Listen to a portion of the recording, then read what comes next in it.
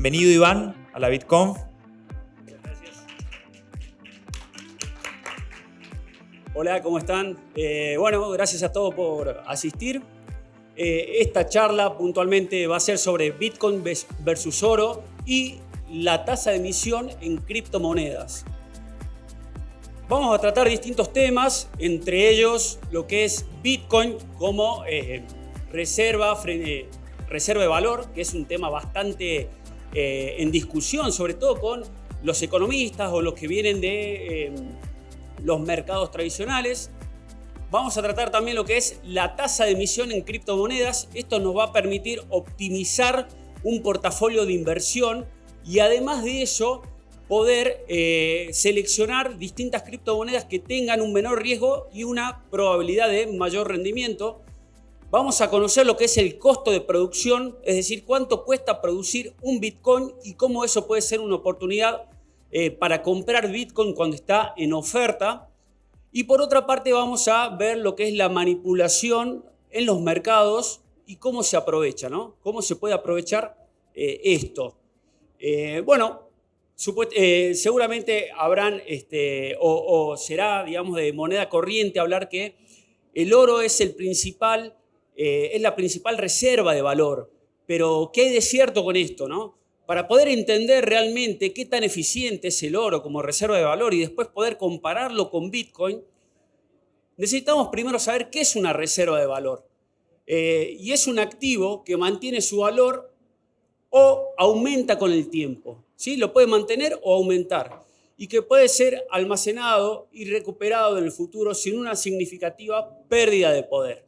Normalmente, ¿a qué se le puede asignar o a qué se le puede llamar reserva de valor? A los metales preciosos, a las monedas fuertes, ¿sí? Algunas monedas fiduciarias, a los bienes raíces o a Bitcoin, ¿sí? Y la reserva de valor debe cumplir ciertas características para denominarse justamente reserva de valor. Primero tiene que mantener una estabilidad en el valor. Ya vamos a ver si el oro realmente lo cumple o no. Tiene que ser durable en el tiempo, es decir, que no tiene que tener desgaste, no se tiene que oxidar, ese tipo de permanencia en el tiempo, ¿no? Después, además, tienen que tener una aceptación general, es decir, que tiene que ser reconocido a nivel económico y por las personas. Tiene que tener liquidez, una reserva de valor. ¿Qué quiere decir esto? No solamente de que haya una cierta cantidad que me permita transaccionarlo, sino que además se pueda intercambiar por dinero fiduciario, se puede intercambiar por productos, por bienes y servicios. Entonces, tiene que cumplir con eso también. Y además de eso, debe poseer escasez o tiene que ser de suministro limitado. Entonces, si ahora puntualmente, esto lo vamos a ir viendo con datos, si ahora nos vamos a evaluar lo que pasó con el oro, van a poder ver que el oro desde 1980 hasta 2008, ¿sí? Evaluando lo que es la estabilidad de valor del oro, vemos que permaneció 28 años en pérdida. Entonces, ¿qué estabilidad de valor hay ahí con el oro? Y la realidad es que cuando nosotros vamos a evaluar esa característica en el oro, la realidad es que falla. De hecho, estuvo un 70% en drawdown, es decir, en pérdida durante 28 años. ¿Qué me quiere decir esto puntualmente? Que la persona que invirtió en una onza de oro en 1980 tuvo que esperar 28 años solamente para salir con el mismo poder adquisitivo. Lo mismo pasó desde 2011 hasta 2020. Por supuesto, su drawdown no fue tan significativo, fueron 9 años con el precio en un 45% en pérdida. Entonces, empezamos a notar cierta volatilidad en el oro, que además le lleva mucho tiempo de recuperación y que no es muy distinto a lo que sucede hoy en día con Bitcoin. Por otra parte, la durabilidad. ¿Sí? Bueno, eso está todo ok, es un bien que se puede almacenar, de manera segura no se va a ir desgastando ni degradando con el tiempo. Tiene una aceptación general, creo que todos coincidimos que el oro es un bien preciado con poder adquisitivo. Por otra parte, liquidez. ¿Tiene liquidez? Sí, la tiene, pero es compleja. Porque si yo me baso explícitamente en lo que dice la teoría de la reserva de valor, no todo el mundo me recibe oro a cambio de un bien o un servicio. Entonces es complejo. De hecho, hay mucha gente que no sabe ni siquiera cuánto cuesta la onza de oro. Es decir, no lleva un seguimiento del poder adquisitivo.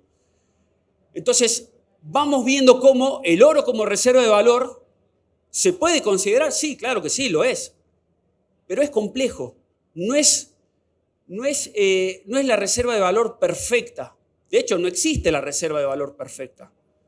Entonces, por otra parte, con la característica de escasez o limitación, fíjense este dato que es importantísimo. Hay más de 200.000 toneladas de oro por el mundo, es decir que el oro es un bien escaso, eso lo sabemos, hay una cierta cantidad, pero ¿cuánto? ¿Qué cantidad hay de oro? ¿Cuántas toneladas? Y fíjense esto, recién en lo que va de la historia de la humanidad se exploró solamente el 20% de la superficie terrestre. Esto es un 0.2% de la masa terrestre. O sea, lo que queda por explorar para seguir extrayendo oro es demasiado, demasiado. Y cuando yo lo empiezo un poquito a comparar con Bitcoin, van a ver que, bueno, ¿qué cantidad de oro hay en el planeta? ¿Cuánto más se puede extraer? Y no lo sabemos. Tal vez avanza demasiado la tecnología y de golpe es mucho más fácil y rápido explorar y extraer oro contra Bitcoin, que solamente hay 21 millones, con un protocolo establecido, con una tasa de emisión establecida por un protocolo inmutable, que sabemos cómo va a ser el ritmo de emisión a lo largo de los años. Entonces, no hay sorpresa. Se empiezan a destacar ciertas ventajas. Entonces, mucho cuidado con el tabú del oro. Otra cosa, con respecto a estas 200.000 toneladas que tiene el oro, fíjense que no se sabe con precisión. Hay un 20% de margen de error. Si seguimos analizando los datos, podemos ver, van a ver la línea negra es el precio de la onza de oro, la línea amarilla es el supply, es decir, qué cantidad de oro hay, por eso hay por arriba de 200.000 toneladas, vamos a ver, ahí está el cursor, ¿sí? por arriba de 200.000, y lo que sería el área celeste les va a mostrar a ustedes la tasa de emisión anual de oro, que normalmente ronda entre el 1.5% anual y 1.2%. Actualmente está en 1.29%, eso se va actualizando todos los meses.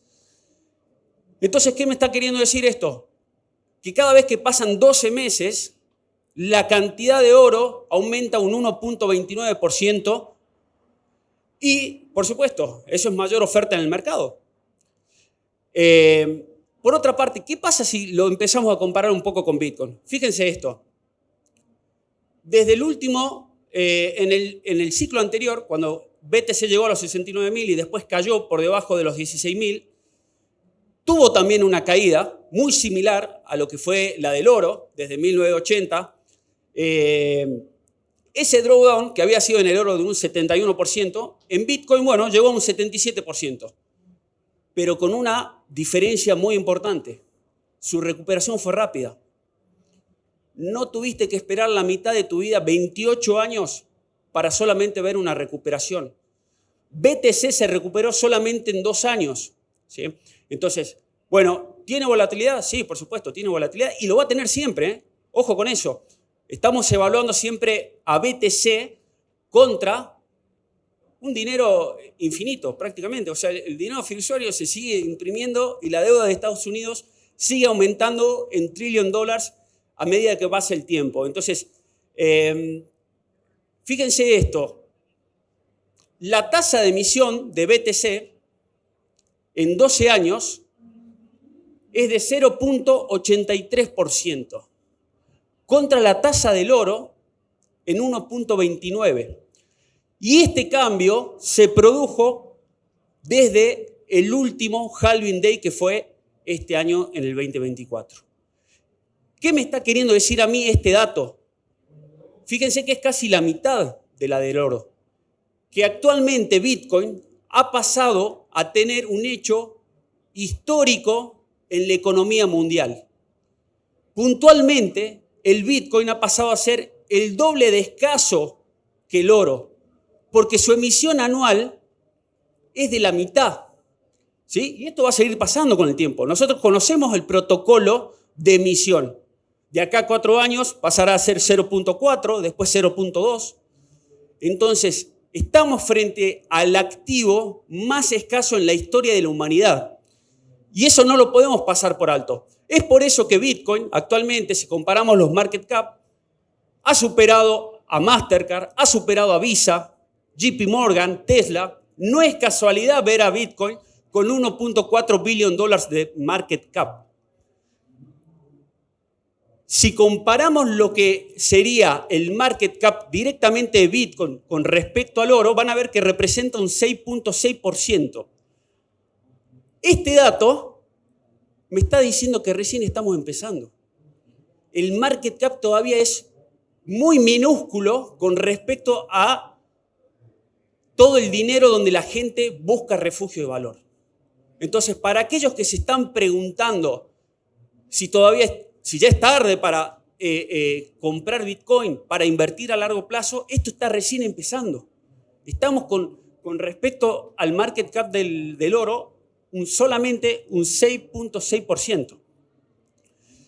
Ni hablar si repasamos un poco el rendimiento, en este caso tenemos la gráfica del oro frente a Bitcoin, y van a ver lo que pasó en los últimos 10 años. Fíjense que el precio del oro contra Bitcoin cayó un 98%. Es decir que si yo hace 10 años invertía en BTC, en vez de invertir en oro, el rendimiento hubiese sido fantástico. Bueno, y que lo conocemos, ¿no? Ahora, con respecto a lo que sería la tasa de emisión en criptomonedas, que es un tema muy relacionado a lo que acabamos de ver, yo les voy a mostrar la herramienta que utilizamos, de hecho la desarrollamos nosotros, Trading Different. Van a tener una sección gratuita que es una especie de market cap, donde ustedes pueden seleccionar las distintas criptomonedas para hacer un estudio monetario. ¿Qué es un estudio monetario? Bueno, vamos a analizar justamente la tasa de emisión, el supply y ciertas características que nos van a dar a nosotros una mejor probabilidad de hacer una inversión coherente e inteligente. Fíjense esto. Tenemos lo que sería el precio, el all-time high, es decir, su precio máximo. ¿Cuándo fue? ¿En qué fecha fue? A ver si tenemos el cursor. Ahí está. Me cuesta apuntar con esto. ¿Cuántos días pasaron desde su all-time high? ¿Cuál fue su market cap en ese momento? Desde su all-time high, ¿cuánto bajó el precio? ¿Cuánto le queda por subir? Y estas últimas dos columnas que vendrían a ser las más importantes, ¿sí? La primera es el porcentaje total del supply que ya está en el mercado. Fíjense, en BTC tenemos que el 94% de los bitcoins ya están adquiridos por demanda dentro del mercado. La gente ya lo tiene. Es decir, que solamente queda por emitir un 6%. Y, además de eso, ¿cuánto aumentó el supply, es decir, la cantidad de bitcoins en el mercado desde su máximo histórico? Y esto es importante, ¿por qué? Fíjense que en BTC fue solamente un 0.5%. Pero ¿qué pasa si yo me voy, por ejemplo, a Solana? Solana tiene un total de supply indefinido, porque el suministro puede ser ilimitado, pueden imprimir infinitamente. Entonces, cuidado con eso. Es decir, que la oferta puede ser infinita. Y si yo veo cuánto aumentó su supply desde su all-time high, es un 56%. ¿Qué me está queriendo decir ese dato puntual? Que la demanda va a tener que hacer un esfuerzo extra de compra solamente para alcanzar su último máximo histórico. O sea, y un 56% de responsabilidad para la demanda es mucho, es significativo, solamente para llegar a su máximo histórico anterior. Entonces, mucho cuidado con aquellos que proyectan cualquier criptomoneda sin hacer un estudio monetario y tal vez tirar, no, esta criptomoneda me va a hacer un por 10, por 100. Entonces hay que ir más a la realidad, porque esto está muy atado a la oferta y la demanda. Fíjense el caso de HBAR, ¿no? Hedera, lo tenemos acá abajo. Tenemos el supply ya inyectado en el mercado un 75%. Todavía, es decir, pueden aumentar un 25% más que está pendiente. Pero además de eso, desde su all-time high aumentó un 290% ese supply. Es decir, ese es el esfuerzo que tiene que hacer la demanda extra solamente para llegar a su máximo histórico. Caso contrario, por ejemplo, que es muy óptimo a la hora de buscar inversión, el caso de Tita. Tita ya tiene el 100% inyectado en el mercado. ¿Qué quiere decir eso? La demanda ya adquirió todos esos Tita. Y además de eso, no aumentó su supply. Entonces, con el simple hecho de hacer un poquito de esfuerzo, la demanda va a alcanzar fácilmente su antiguo all-time high. Acá lo podemos ver, la misma gráfica que habíamos analizado recientemente de Bitcoin. En el caso para Tita, la línea negra es el precio. Fíjense, cuando tuvo su all-time high, desde ahí, lo que sería la línea azul va marcando el supply constante. ¿Sí? Es decir, que no ha aumentado, ya tiene el 100% inyectado. Y su tasa de emisión está en cero. Está en cero anualmente. O sea, pasó a ser directamente un activo escaso. No caso así de Hedera. ¿Qué me puede indicar este gráfico? Bueno, puntualmente que cuando yo vea estos saltos muy abruptos en el supply, en el suministro, me está queriendo decir dos cosas. Por un lado, que no respeta un protocolo. Te pueden aumentar la oferta de golpe sin respetar ningún tipo de protocolo. Entonces, cuidado con eso. Y segundo, que cuando aumenten, el suministro va a ser para adquirir liquidez, para financiar su proyecto. No es casualidad que después el precio caiga. ¿Sí? Es decir, van a emitir más para vender y financiar su proyecto. Entonces, ¿esto a mí qué me permite? Bueno, si yo estoy invertido en una criptomoneda y empiezo a ver que su suministro empieza a crecer rápidamente, me está dando ventaja para también tomar ganancias, no esperar el precio mucho más arriba. Por otra parte, ¿qué tenemos? ¿Cuánto cuesta producir un Bitcoin? Esta información es clave. Esa línea naranja que ustedes ven acá me muestra cuánto cuesta producir un Bitcoin, que actualmente está en los $76.893, y que lo que está considerando no es solamente el costo energético, son todos los costos operativos, no operativos, que repercuten para producir un Bitcoin. Además de eso, considera la amortización en equipos e infraestructura. Está todo concentrado en un solo precio. Por supuesto, es una ponderación, basándonos en cómo está distribuido el hash rate a nivel internacional, el costo por kilowatt hora en cada uno de los países a nivel industrial. Bueno, hay mucho trabajo de investigación para poder llegar a ese valor. Pero lo que me dice ese valor, ¿sí?, tiene mucha información. Por un lado me está diciendo que los mineros actualmente no están en ganancia. Si no están en ganancia, lo que está pasando en el mercado es clave. Quiere decir que no hay oferta nueva flotante, no se está inyectando. Los mineros son los proveedores principales, entonces, si no hay nuevos bitcoins inyectándose en el mercado, es muy difícil de que el precio baje. Por eso le cuesta tanto bajar el precio. Cuando todos estaban viendo el último retroceso, estaban todos viéndolo, no, nos vamos a los 44, retesté a los 30, yo lo espero en los 22. Cuidado con eso, porque no hay oferta, no hay venta. Por otra parte, cuando no está habiendo oferta nueva en el mercado y mientras la demanda sigue avanzando y sigue acumulando BTC, indefectiblemente pasa esto. Después de cada halving day, que son estas líneas azules, el precio lateraliza por debajo del costo, porque es normal que queden un periodo en pérdida, los mineros minando en pérdida, pero acumulando BTC, y entonces es acá donde el halving day hace su magia en el mercado. Esa escasez de oferta, mientras se está acumulando, hace que el precio indefectiblemente dispare al alza. Cada uno de estos escenarios lo pueden backtestear también en la gráfica. Esta es una gráfica que se llama BTC Supplier Model, estudia puntualmente el negocio de los mineros y van a ver que siempre pasa lo mismo, en cada etapa, en cada periodo. Entonces, Por una parte, cada vez que yo vea el precio cerca del costo o por debajo del costo, estoy comprando Bitcoin al costo, en oferta. Es una excelente oportunidad. Responde mucho la típica pregunta que cualquiera de nosotros podemos tener: ¿cuándo es buen momento para comprar Bitcoin? ¿Cuándo es buen momento? Siempre. ¿Cuándo es el momento óptimo? Cuando lo veamos al precio, al costo por debajo del costo. Además de eso, van a ver que el modelo tiene los ciclos, bullish, bearish. La idea es estructurarlo temporalmente. No quiere decir que se vaya a cumplir al pie de la letra, pero simplemente nos da un marco temporal para manejar la ansiedad, tener un poco de paciencia que se desarrolle el precio, entender cuándo viene un halving day, qué es lo que pasa después.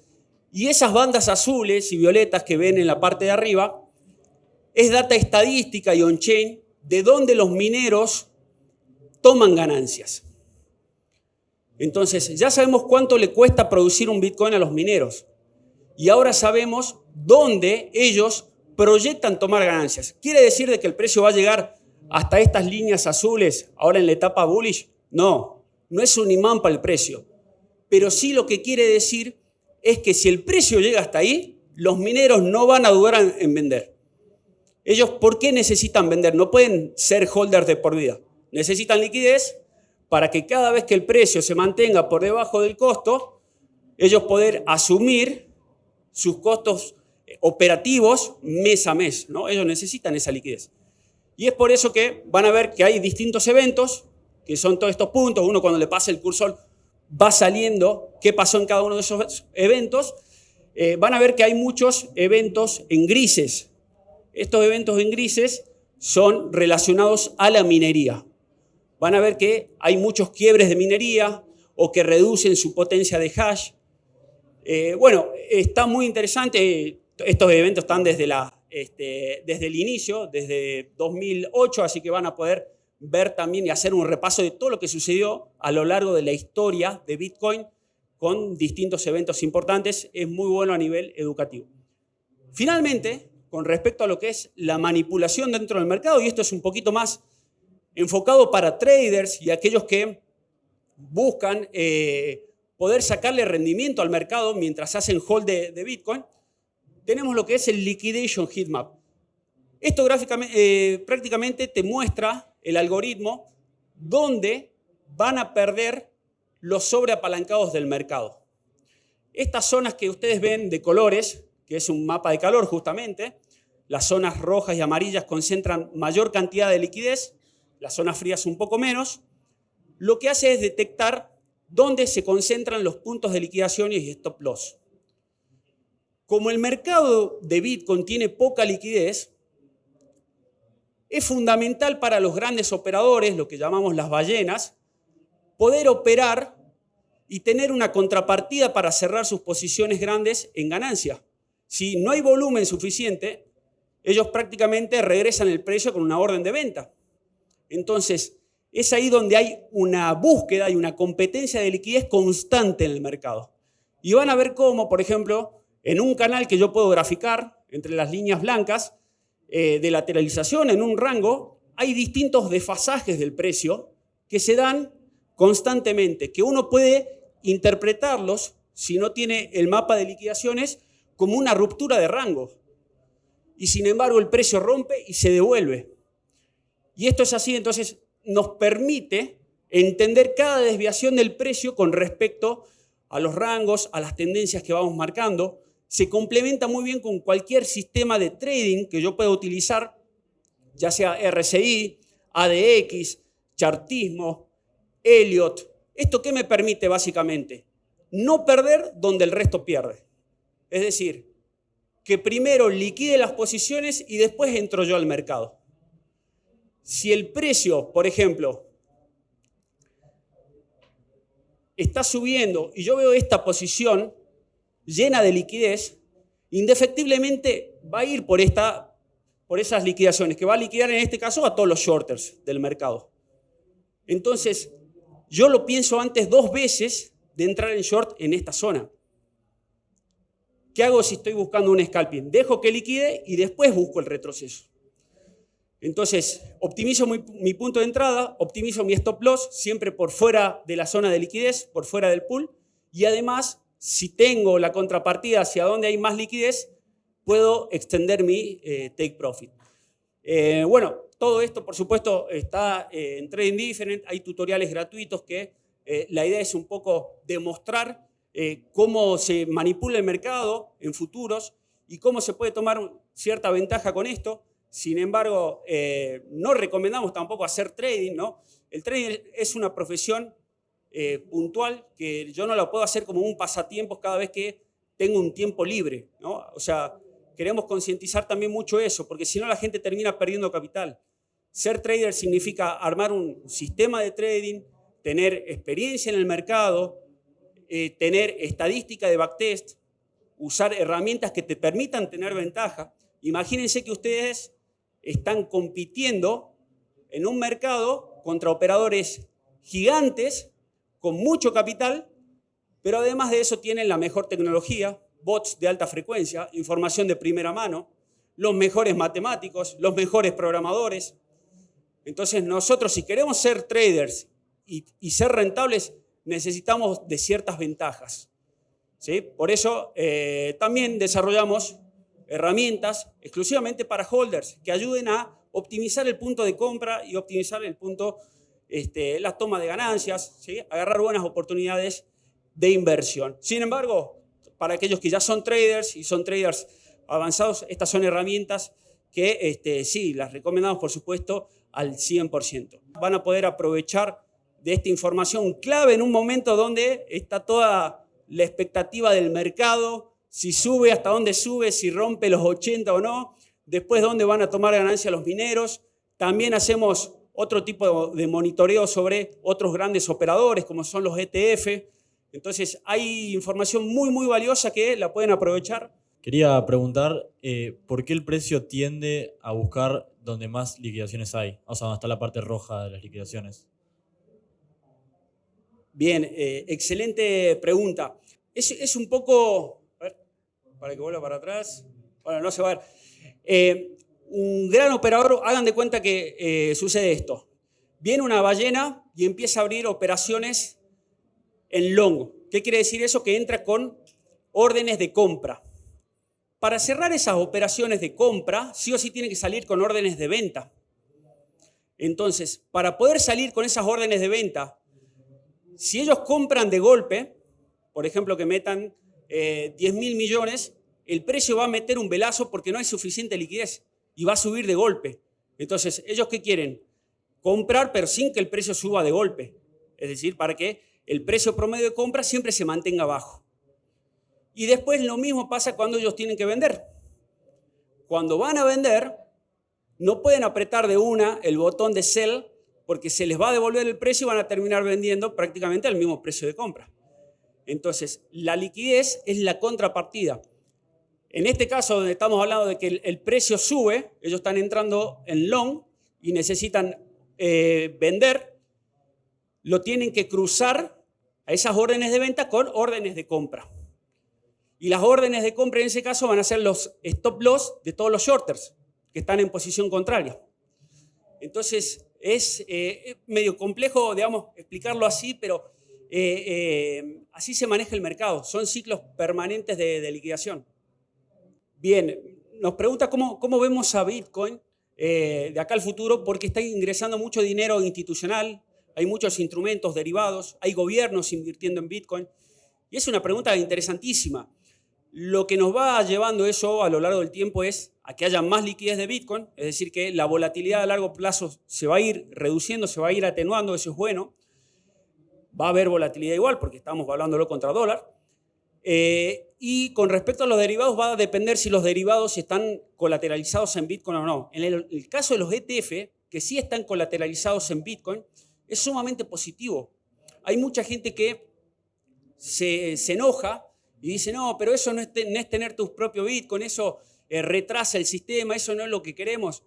Y en realidad eso es sumamente positivo, porque hay que entender las distintas necesidades, no todos tenemos las mismas necesidades. Los fondos de pensión, las grandes empresas, las empresas corporativas, que no pueden delegar en una sola persona, necesitan un proceso de auditoría, de gestión, de inversión, de demostración de que los fondos están ahí, y eso se lo está dando actualmente la regulación con los ETF. Y los ETF, lo bueno es que no están entregando papelitos respaldados en nada. Son realmente, digamos, futuros que tienen su colateral en Bitcoin y que además está respaldado, el que hace las auditorías y tiene la custodia formal es Coinbase Pro, una empresa sumamente seria que además cotiza en bolsa, que además lo muestra en la blockchain para ver dónde están las wallets. Entonces es sumamente positivo. Esto va a terminar sí o sí reduciendo la oferta del mercado. Aumenta más la demanda. Así que bueno, por eso también tenemos herramientas que monitorean puntualmente a los ETF. ¿No te preocupa en algún punto la computación cuántica? Porque así como nos desayunamos que la IA de pronto explotó y que ahora nadie se atreve a decir cuándo va a estar, digamos, la AGI, ¿no te preocupa que quizás a los bitcoiners, entre los cuales me incluyo, nos vaya a agarrar desprevenidos y de pronto empiecen a haber wallets que fueron vulneradas, que no sabemos quién, pero va a haber tanta plata metida que es muy tentador y eso te puede destrozar absolutamente todo, ¿no? ¿Qué pensás sobre la computación cuántica y el BTC? A ver, si hay una vulnerabilidad con respecto a la computación cuántica, que es revertir el SHA-256, entonces, a nivel técnico, si llegan a hacer eso, es decir, sacar de una dirección pública una dirección privada, pone en riesgo todo el sistema. Sería un ataque simplemente con el fin de destrucción, ¿sí? No habría rendimiento, es decir, estarías hackeando una wallet que indefectiblemente pasaría a ser noticia y tiraría el precio a cero. Por otra parte, con la computación cuántica, que es por ahí a donde lo apunta más la gente, es que empiecen a minar y obtengan un porcentaje mayor al 51%, ¿no? Incluso con los nodos validadores y todo. Pero ahí realmente hay un conflicto de intereses. O sea, cualquier persona que pueda adquirir computación cuántica requiere muchísimo recurso, tiempo, muchísimo capital. Entonces, ¿para qué vas a atacar cuando puedes poner a minar y fortalecer la red y recibir un rédito a cambio? Automáticamente, al corto plazo se ajustaría la dificultad, etc. Pero sí, es una realidad que la computación cuántica puede tener su conflicto con la reversión del hash. ¿Sí? Bueno, listo, muchas gracias. Perdonen, pero no hay tiempo. Los esperamos a todos por el stand, cualquier cosa.